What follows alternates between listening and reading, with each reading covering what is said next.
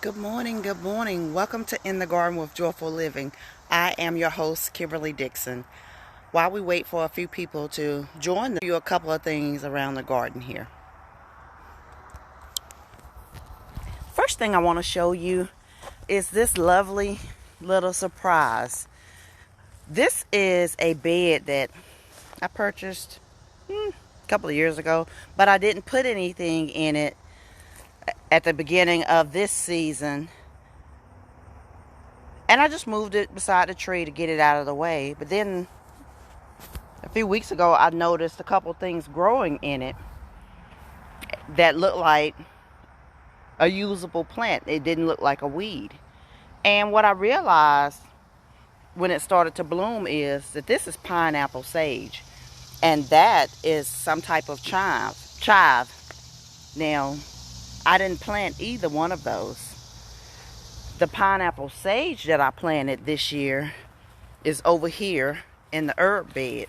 Now, as you can see, most of what was planted in the herb bed didn't thrive this year for whatever reason. And there's a caterpillar. I don't know what type of butterfly that turns into, but that's a caterpillar, and they really like parsley. That is the hibiscus for hibiscus tea, and that's the lemongrass. But most of what was back here in the herb garden really didn't thrive. And it gets morning sun and late afternoon sun. And I watered it and I did all those kind of things. But it had such a hard time with insects and pests that most of it just didn't really do that well. My poor little echinacea just got ate down to the bone. And let's see, that is a pleasant little surprise because it was my garlic that the rain I thought had drowned it and killed all of it. But to my surprise, a few of them are coming up.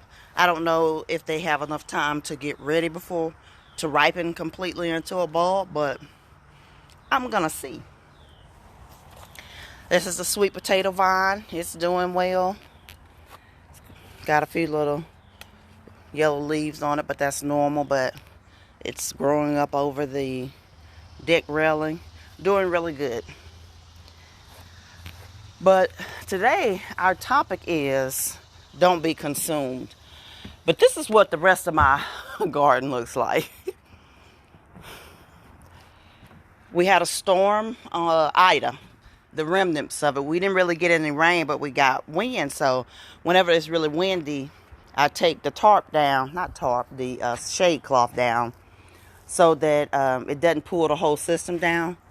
All of the plants are looking well. But the fact that this happened earlier this week and my garden is still covered up ties right into the topic. Because I'm not talking to just everybody else. I'm talking to myself. I'm gonna sit right here on the step. But so this morning the topic is, I can see some people watching, but Facebook's not showing me who, so chime in, let me know who's here. But my topic this morning is don't be consumed. And most of you all know that I recently became a foster parent. And that July the 18th was his first full day here. And in that short amount of time, I've already started to shift my life. In some good ways, but then in some not so good ways. Because my best friend, when I first became a parent, of course, they were excited and congratulatory. Good morning, Angie. Gave lots of congratulations and things of that nature. But then one of my other best friends, she came back after she, hoo-hooed and she was excited and stuff, and came and she's like, Kim, don't lose yourself in this. And I was like, oh, okay, what do you mean? And she's like, well, you love to travel. You love gardening. You are full of joy. You have all of these things going on. Don't lose yourself in this. So because, she's a parent of a child that's in her early 30s now. She said that it's so easy to be consumed by the life of your child that you inadvertently, without even realizing it, give up everything that you love, and then you look up and 20 years have gone by and you're no longer doing and being the person that you were created to be because you were consumed with this role. And it doesn't just happen with parenting excuse me. It happens with our careers. And I don't care if you're working in the Wendy's drive-through or you're the CEO or VP in a company. We get consumed by working, by parenting, by taking care of other people, feeling responsible for other people, whether that be our siblings, our other family members, our just consumed with making sure everybody else is all right and not taking care of ourselves. Now, those things are great. We want to work. We got to work. As productive adults, as responsible adults, you have to work. But don't get so consumed with your career that you give up everything that you love. I talk about, joyful living and what that entails. And one of the things that I've always told people is, we become adults. And slowly over time, we stop doing everything that brought us joy as children, whether it's something as simple as coloring in a coloring book or going fishing or spending time with our friends. We stop doing all of those things, and then we get up 20, 30 years later. It may be sooner than that. Sometimes it takes, people talk about having a midlife crisis. I lost my train of thought, but it is a crisis because it's a crisis of self because we have moved away from everything that we loved, trying to be doing this adulting thing, trying to be the best parent. And, that's wonderful. We want to be a great parent. You want to give, but you can't give so much of you until your pitcher is empty. So when you're doing all of this parenting and going to work and stuff, we got to be conscious of constantly refilling our cup. So yesterday, the yard man came and mowed my yard. But when he was getting ready to leave, he said, "Kim, what's going on?" I was like, "What do you mean?" He's like, "I noticed your front bed, the butterfly garden, got some issues going on." And my first thought was, and what I said was, we had the wind and the rain from the storm. And I was like, "But I fixed that last week." He's like, "I'm not talking about that." He's like, "I see you did some work with the sunflowers and you staked them and that." He's like, "But what I noticed was there were weeds growing up around the edge of your bed." And he was like, it hadn't ever been that way. All summer long, I can tell you've been doing work. You've been taking care of your garden. He's like, "I know you love gardening.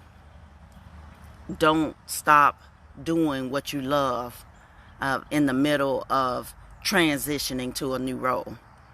And that really resonated with me because my best friend told it to me. And then the gardening man noticed it on yesterday. And then this morning I had a conversation with my cousin Tammy. And it went back to the same thing because what I told her was, I don't know if I'm going to do it in the garden this morning. I said, "But, I wasn't able to do one last weekend because I had training all day." And she's like, "Well, I think you've already made up your mind." But then in that instance, I heard my best friend Tara talking to me, and I heard my gardening man on yesterday and the words that they were saying about don't lose yourself. And in less than a month's time, my garden is already showing neglect because I haven't been doing it. I haven't been taking care of it as vigilantly as I had been before. Yes, some things are going to change, some things are going to shift, but I know how important this is to me. And I know that I can't give this up because this is where part of my joy derives from. So today's message isn't just for you, it's for me too. So I want to encourage you to think back to something that really brought you joy when you were a young adult, a teen, or maybe even a child. Something that you have let go of and you just stopped doing it because you got busy. Take some time. We got a long weekend. It's Labor Day weekend. Happy Labor Day. Take some time this weekend to do some things that are going to refill your cup. Yep, we have to work. We have to do the important things. We have to take care of our children. And God, with just going back to school, that's a lot in itself. Because I'm a new parent. I don't know anything about getting a child to school and all the stuff and the emails and the blasts that come through. And I was feeling overwhelmed with that. So, but instead of stopping doing the things that I love, I need to make sure I do spend more time doing the things I love, because otherwise you get burned out, you get frustrated, and then the result of that is quote unquote a midlife crisis, where you look up, you get up one morning and you don't even know who you are anymore. You've lost every bit of you that was important to you. So this morning's message is, don't be consumed. Don't be consumed by the things that are around you, and so much so that you lose who you are in the middle of that.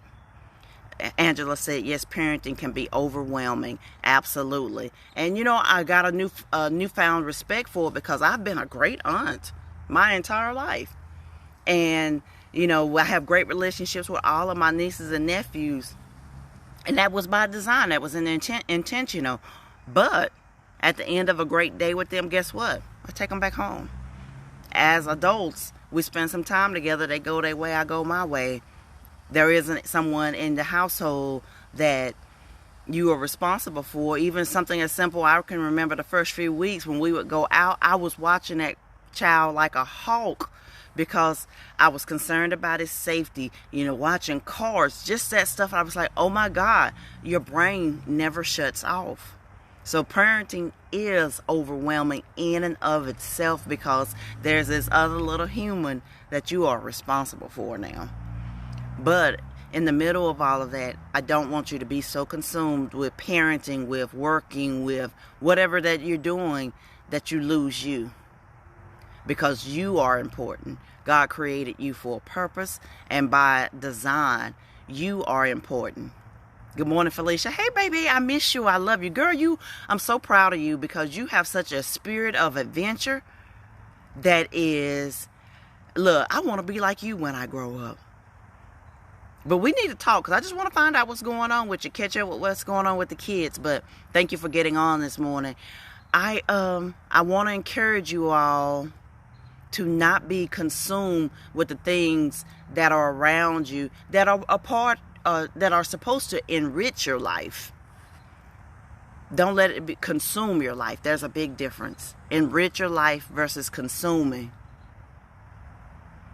Felicia, I don't know that I have your number, because we always talked on Facebook or in person, but I'm gonna go back through, because I'm be honest with you, I got a lot of contacts in here. But I'll look through as soon as we hang up and reach out to you. But just wanted to encourage everybody, encourage myself, because I got some reminders this week that, like, Kim, get back on your game. You're not doing what you need to be doing with your garden. And it's so easy. That's why it's so important to surround yourself with good people. That people who are givers and not just takers, because they can see things in your life that you may not see right away. And my friends, my family, they can see things. My sister, I talked to her my sister lives in Blues Creek, North Carolina. I talked to my sister Valerie, was talking to her on the phone one morning, and she was like, what's wrong with you? And I was like, I'm tired. Good morning, Quincy. Let me give my condolences to your family. I saw you had lost a loved one, so let me give my condolences to you, Quincy, this morning. But thank you for getting on and watching this morning, because grief is a monster, and when you think you're doing okay, you realize that you're still struggling with it. So if you need anybody to talk to, reach out. I'm always here for you. But we don't want to be consumed with the things that are around us, our careers, Felicia, thank you. I just got that. I'll reach out as soon as I get off. Don't let those things that are around us suck all of our joy out of us, because it can happen easily. Because just this past week, like I said, I realized, and people pointed it out to me, that I had not been taking care of my garden. And the evidence is clear, because Ida was over days ago, and I haven't put my tarp back up. And they probably need to be watered. So that this morning is for me. But I hope somebody else was able to glean something from it, that you are too important. Take care of you. Pour into you. Do some self-care. Love on you. We love on other people so hard, and we are ferocious about taking care of others and making sure everybody around us is okay. Because I know that. Because I know when anybody in my family passes away, and when my dad passed away, I was so focused on taking care of other people that I didn't realize that I needed some care, and I needed somebody to take care of me. But my cousin realized it, and my sister too, and they did some self-care for me. But I'm not gonna keep going on and on. Guys, take care of you. You are too important. Don't be consumed by the things that go on around you, so much so that you forget about you. You are important. I love you all. Thank you for watching In the Garden with Joyful Living. I will talk to you soon. Bye-bye.